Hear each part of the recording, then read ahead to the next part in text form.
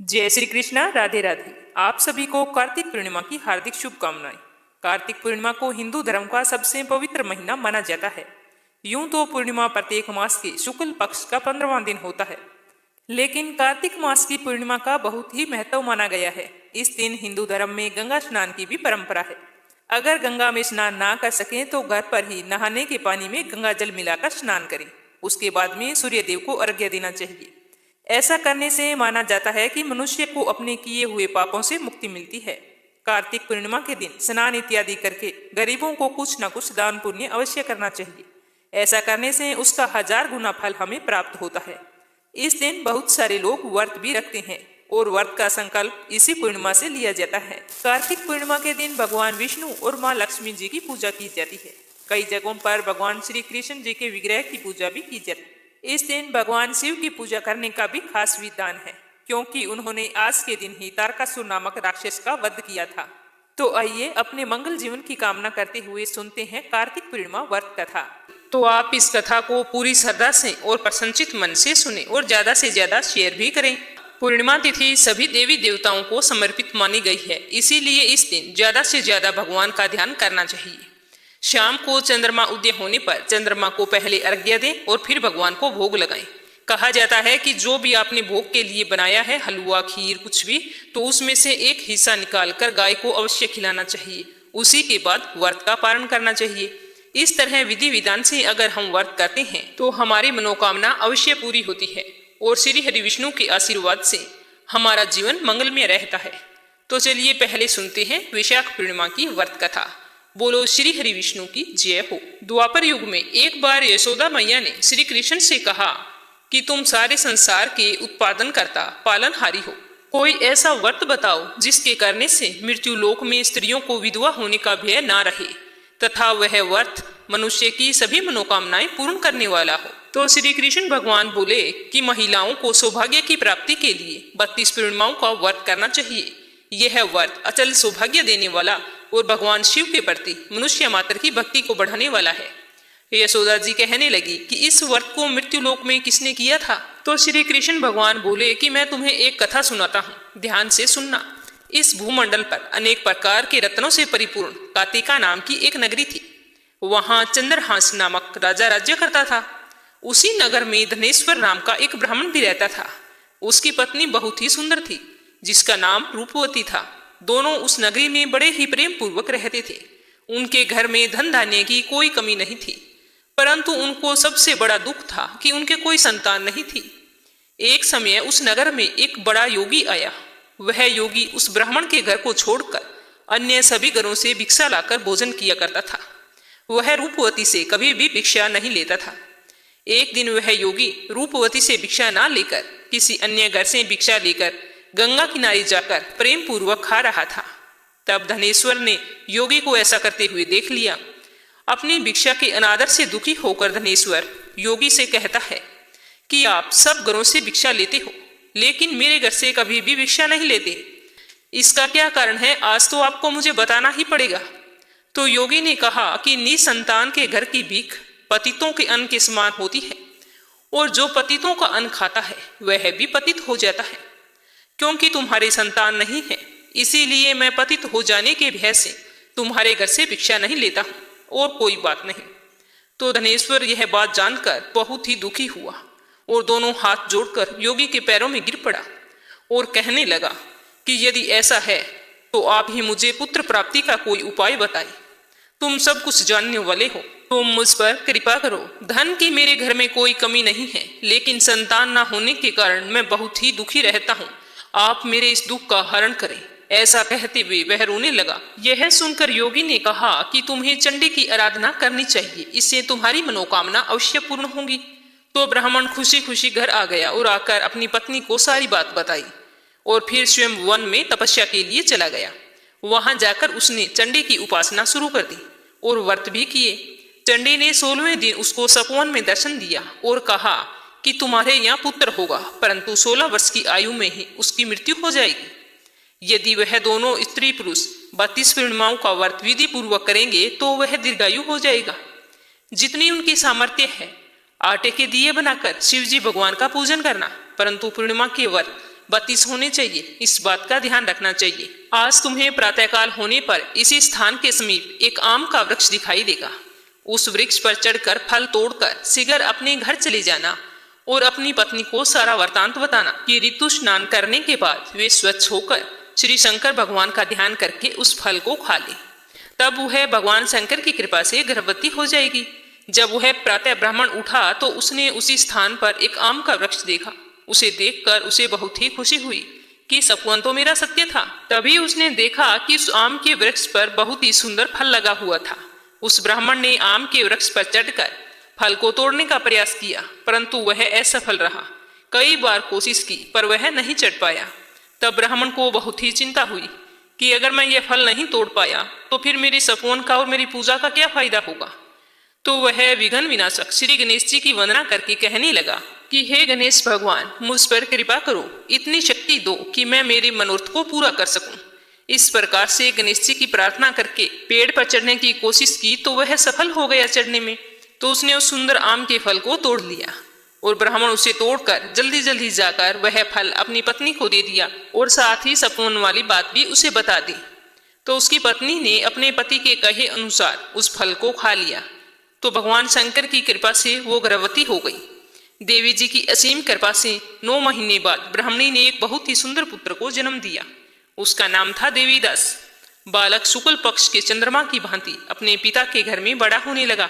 भगवान की कृपा से वह बालक बहुत ही सुंदर, सुशील, विद्या पढ़ने में बहुत ही निपुण था।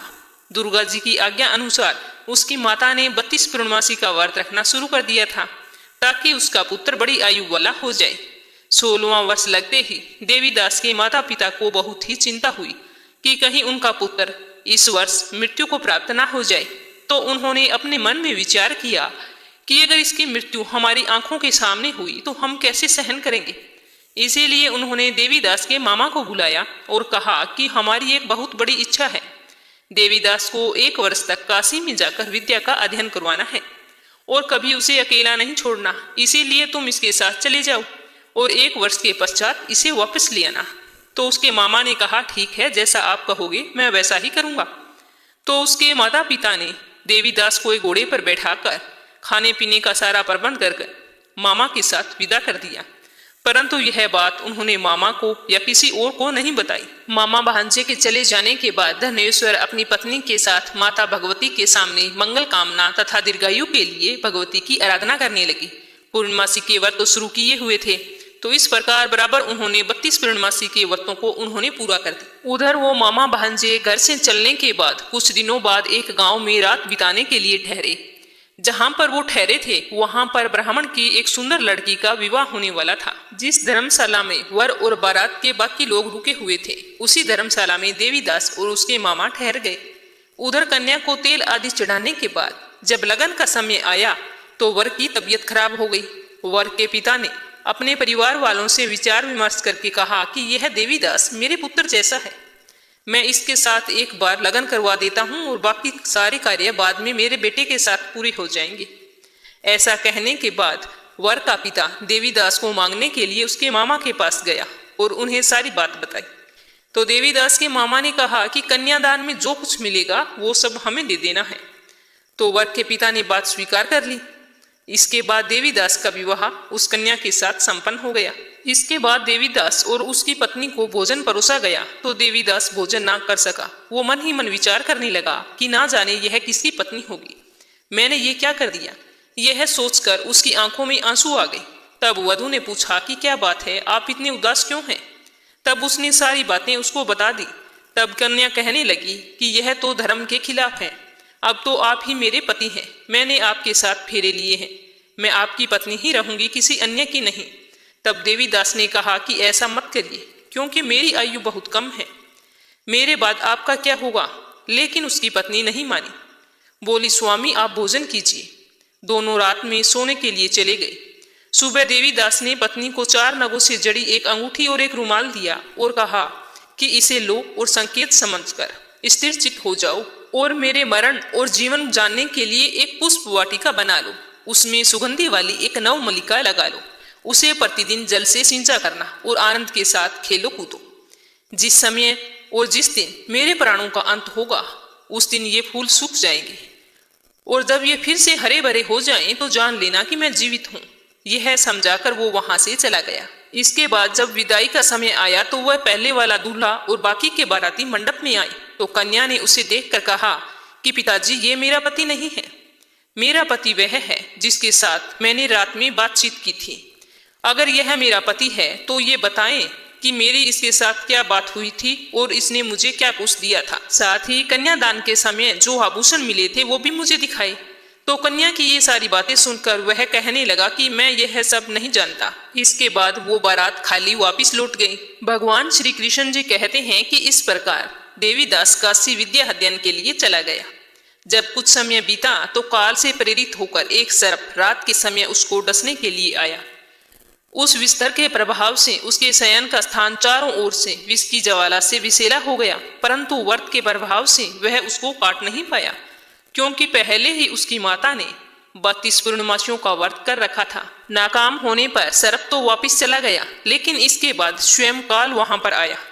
उसने उसके शरीर से प्राणों को निकालने की कोशिश की, जिससे वह बेहोश होकर पृथ्वी पर गिर पड़ा। भगवान की कृपा से उसी समय माता पार्वती भगवान शंकर के साथ वहां से गुजर रही थी, तो उसको बेहोश दशा में देखकर पार्वती जी ने भगवान से प्रार्थना की कि इस बालक की माता ने पहले ही 32 पूर्णमासियों का व्रत पूरा कर दिया है, आप उसे प्राण दान दें। तो इस प्रकार भगवान शिव उसको प्राण दान दे देते हैं।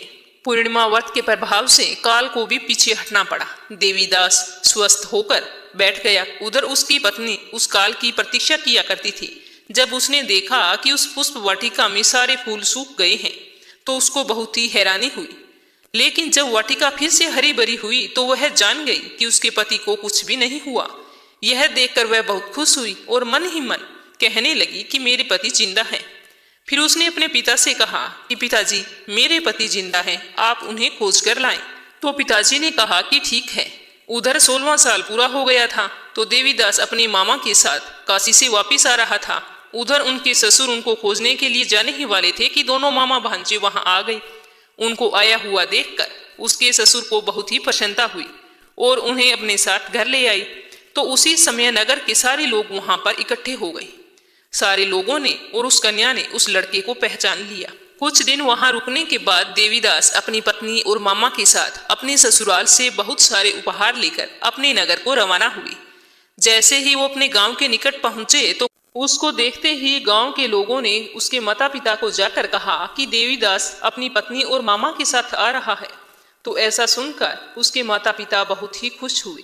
पुत्र और पुत्रवधू के आने की खुशी में धनेश्वर ने बहुत ही बड़ा उत्सव मनाया। तब श्री कृष्ण जी कहते हैं कि धनेश्वर 32 पूर्णमासी के प्रभाव से पुत्रवान हुआ। जो व्यक्ति इस व्रत को करते हैं वे जन्म जन्मांतर के पापों से छुटकारा पा लेते हैं। तो अब अपने सुनेंगे श्री सत्यनारायण भगवान की व्रत कथा। एक समय नेमी सारण्य तीर्थ में शौनक आदि 88,000 ऋषियों ने श्री सूत जी से पूछा कि हे प्रभु, इस कलयुग में वेद विद्या रहित मनुष्यों को प्रभु भक्ति किस प्रकार मिलेगी तथा उनका उद्धार कैसे होगा। इसीलिए हे मुनि, आप ऐसा कोई व्रत या तप कहिए जिसे थोड़े समय में पुण्य प्राप्त होवे तथा मन वांछित फल मिले। वह कथा हमारी सुनने की प्रबल इच्छा है। सर्वशास्त्र श्री सूत जी बोले कि हे वैष्णव में पूज्य, आप सबने प्राणियों के हित की बात पूछी है। मैं आपको बहुत ही महत्वपूर्ण व्रत के बारे में बताऊंगा, जिस व्रत को नारद जी ने लक्ष्मी नारायण से पूछा था और लक्ष्मीपति ने मुनि श्रेष्ठ नारद से कहा था। सो ध्यान से सुनो। एक समय योगी राज नारद जी दूसरों की हित की इच्छा से अनेक लोकों में घूमते हुए मृत्यु लोक में आ पहुंचे।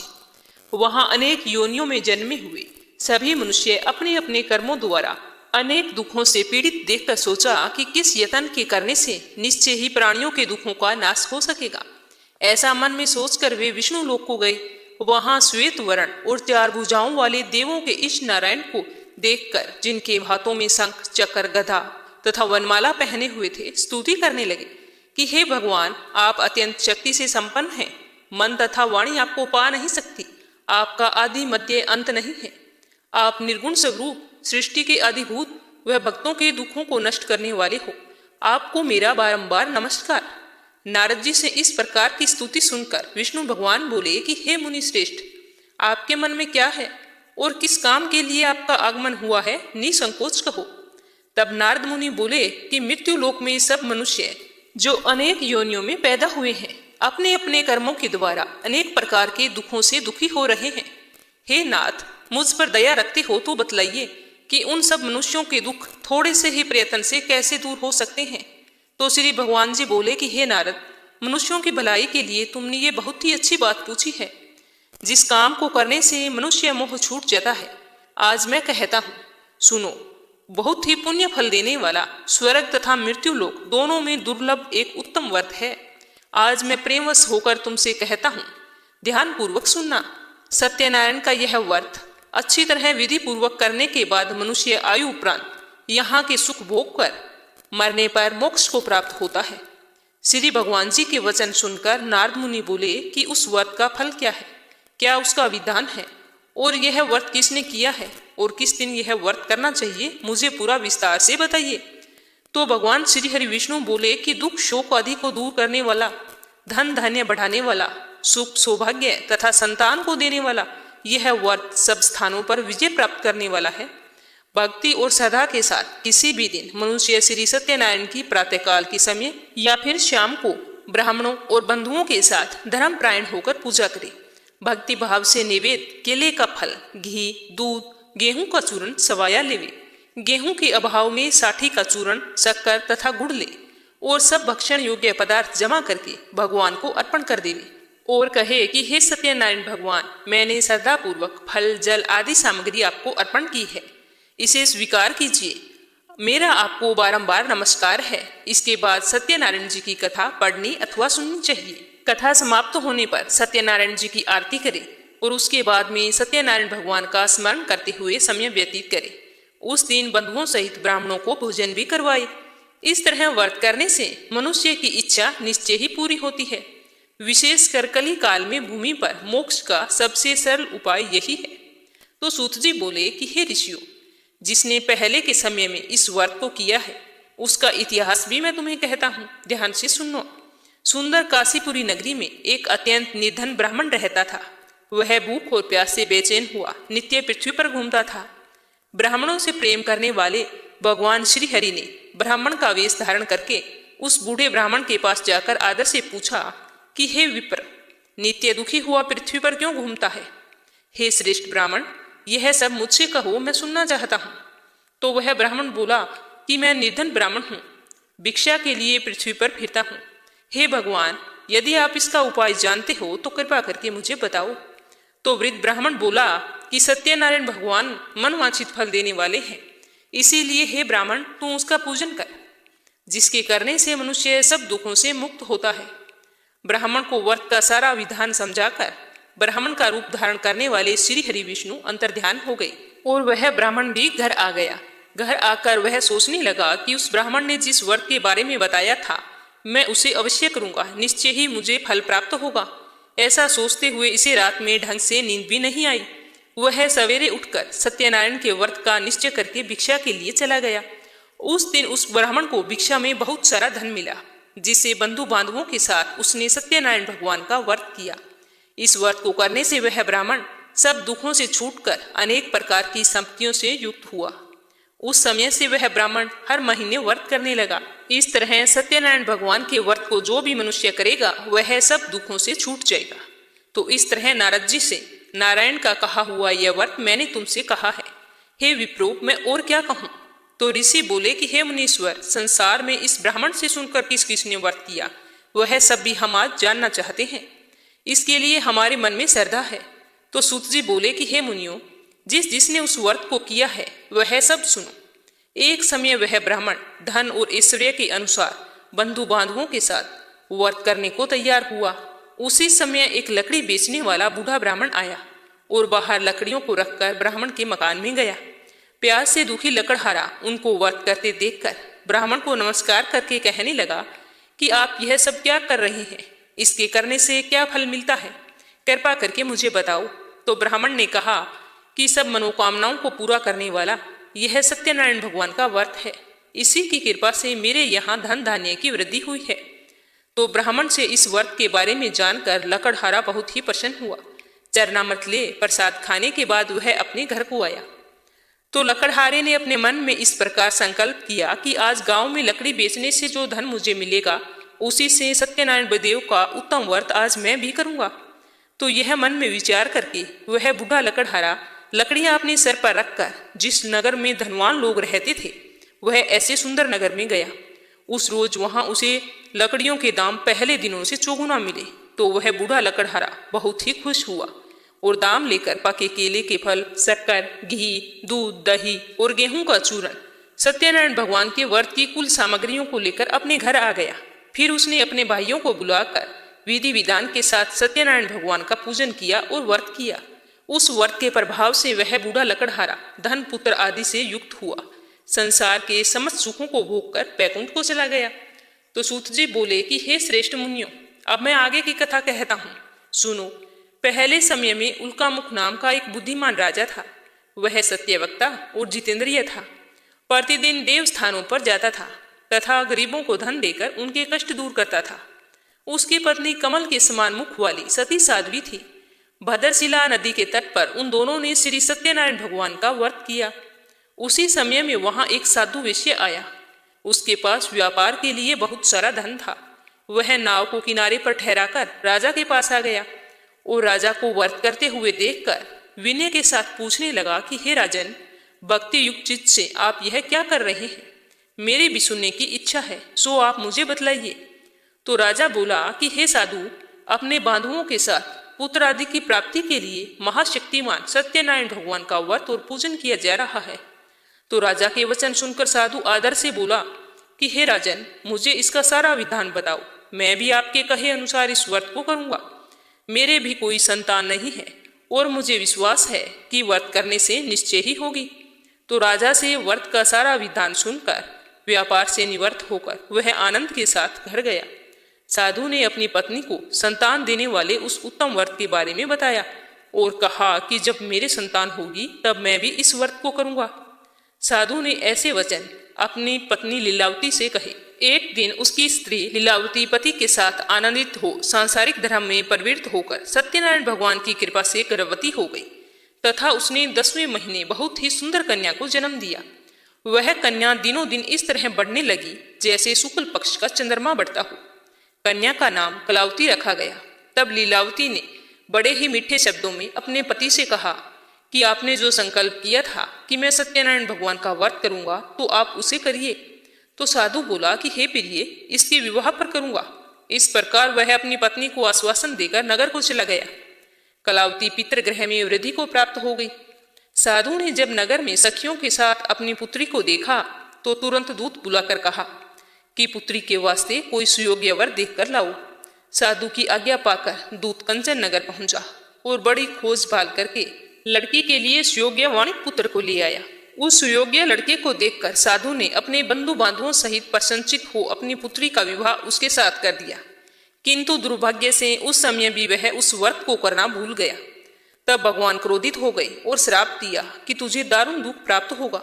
एक बार वह साधु अपने जमाई को लेकर समुद्र के समीप स्थित रतनपुर नगर में गया। वहां दोनों ससुर जमाई चंद्रकेतु राजा के उस नगर में व्यापार करने लगे।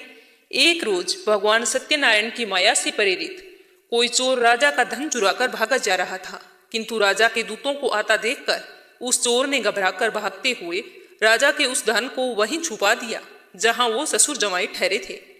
जब दूतों ने उस साधु वेश्या के पास राजा के धन को देखा तो दोनों को बांध कर ले गए और प्रसन्नता से दौड़ते हुए राजा के समीप जाकर बोले कि हम 2 चोर पकड़कर लाए हैं, देख कर आज्ञा दे। तब राजा ने आज्ञा दी कि उनको कठोर कारावास में डाल दो और उसका सारा धन छीन लो। सत्यनारायण भगवान के श्राप द्वारा उसकी पत्नी भी घर पर बहुत ही दुखी हुई और जो घर पर धन रखा था चोर चुरा कर ले गए। शारीरिक व मानसिक पीड़ा तथा भूख प्यास से अति दुखी हो अन्न की चिंता में कलावती एक ब्राह्मण के घर गई। वहां उसने सत्यनारायण भगवान का व्रत होते देखा तो वहां पर उसने कथा सुनी और कथा समाप्त होने पर प्रसाद ग्रहण करके रात को घर आई। तो माता ने कलावती से कहा कि हे बेटा, अब तक तू कहाँ थी और तेरे मन में क्या है? तो कलावती बोली कि माता, मैंने एक ब्राह्मण के घर श्री सत्यनारायण भगवान का व्रत होते देखा है। कन्या के वचन सुनकर लीलावती भगवान के पूजन की तैयारी करने लगी। लीलावती ने परिवार और बंधुओं सहित श्री सत्यनारायण भगवान का पूजन किया और साथ ही व्रत भी रखा। वर मांगा कि मेरे पति और दामाद शीघ्र घर आ जाए। साथ ही प्रार्थना की कि हम सबका अपराध क्षमा करो। तो सत्यनारायण भगवान उसके इस व्रत से संतुष्ट हो गई और उस राजा चंद्रकेतु को सपवन में दर्शन देकर कहा कि हे राजन, दोनों विषयों को प्रातः ही छोड़ दो। उनका सारा धन जो तुमने लिया है वो दे दो, नहीं तो मैं तेरा धन, राज्य, पुत्र सब नष्ट कर दूंगा।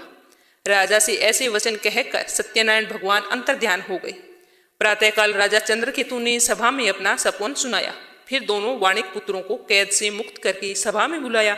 दोनों ने आते ही राजा को नमस्कार किया तो राजा ने बड़े ही मीठे वचनों से कहा कि हे महानुभावों, तुम्हें भावी विष ऐसा कठिन दुख प्राप्त हुआ है, अब तुम्हें कोई भय नहीं। ऐसा कहकर राजा ने उनको नए नए वस्त्र आभूषण पहनाए तथा जितना उनका धन लिया था उसने दुगना धन देकर आदर सहित विदा किया।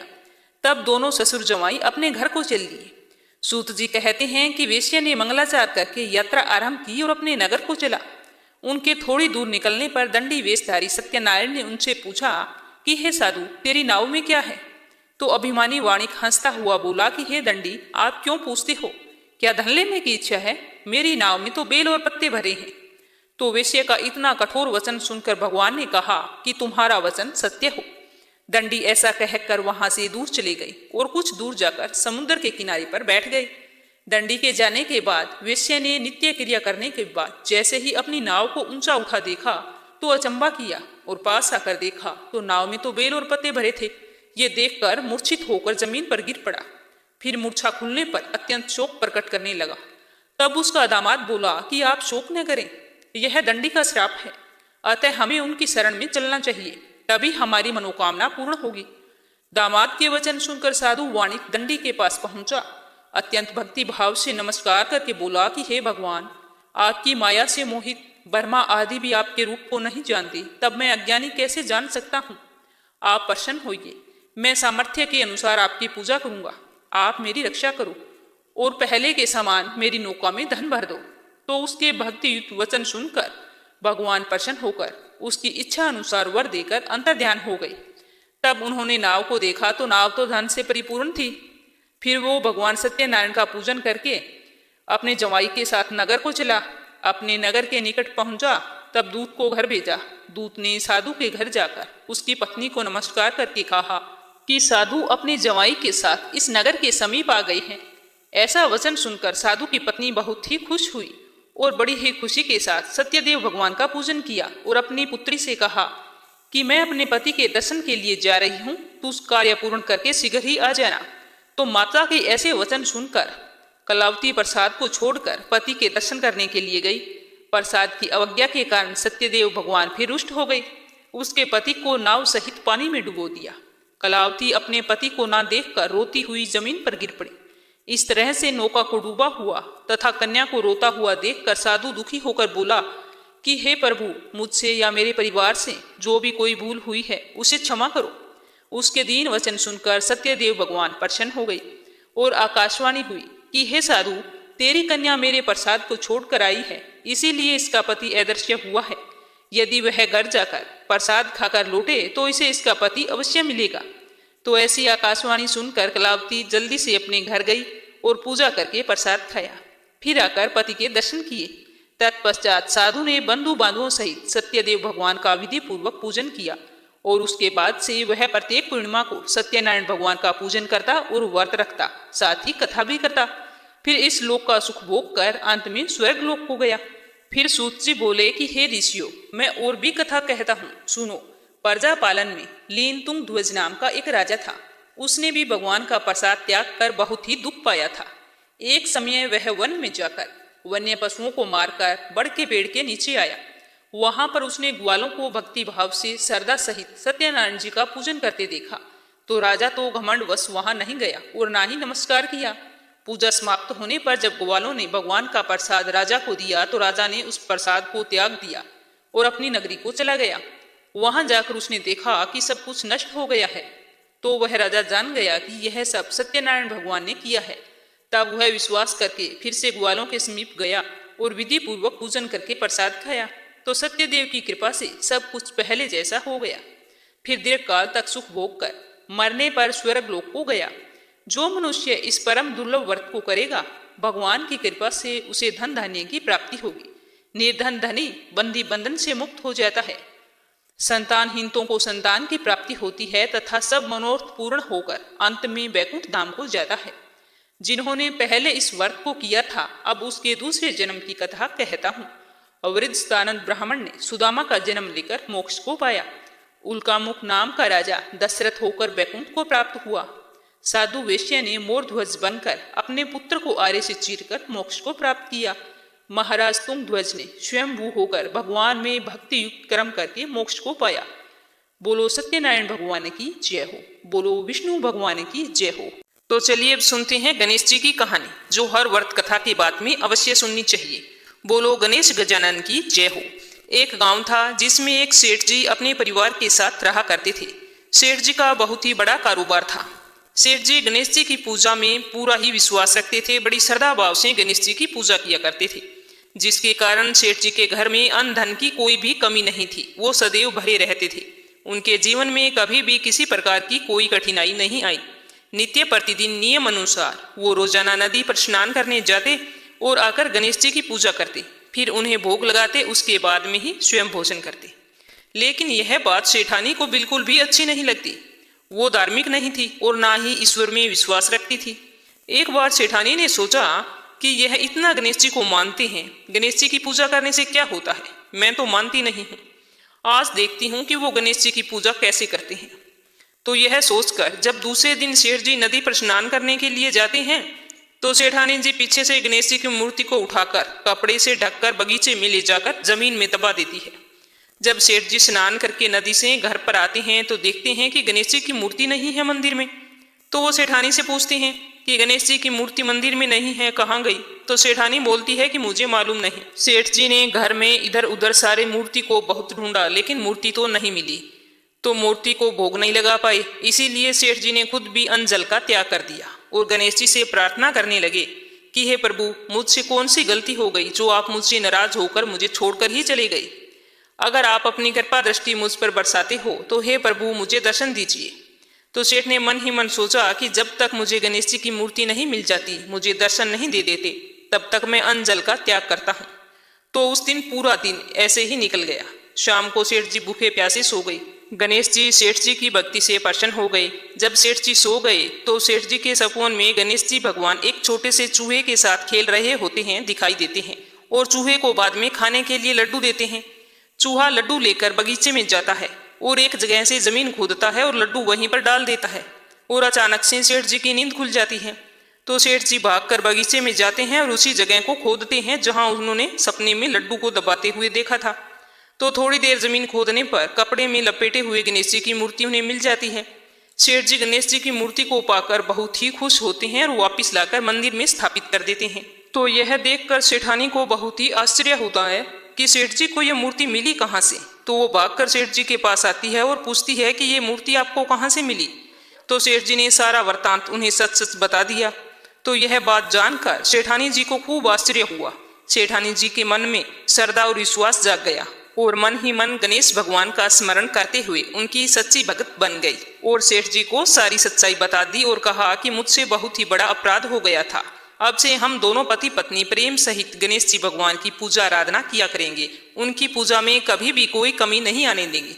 यह सुनकर सेठ जी बहुत ही प्रसन्न हो गए और दोनों पति पत्नी गणेश जी को प्रणाम करते हुए बोले, बोलो गणेश गजानन की जय हो। हे गणेश भगवान, जैसी कृपा आपने सेठ और सेठानी पर की वैसी हम पर भी करना। कहानी कहने वाले पर, कहानी सुनने वाले पर सभी की सारी मनोकामनाएं पूर्ण करना। लपसी और तपसी की कहानी। एक लपसी था, एक तपसी था। तपसी हमेशा भगवान की तपस्या करता था, लेकिन उसे चोरी करने की आदत थी। लपसी हमेशा सवा सेर की लापसी बनाता और पहले भगवान को भोग लगाता, उसके बाद में स्वयं भोजन करता।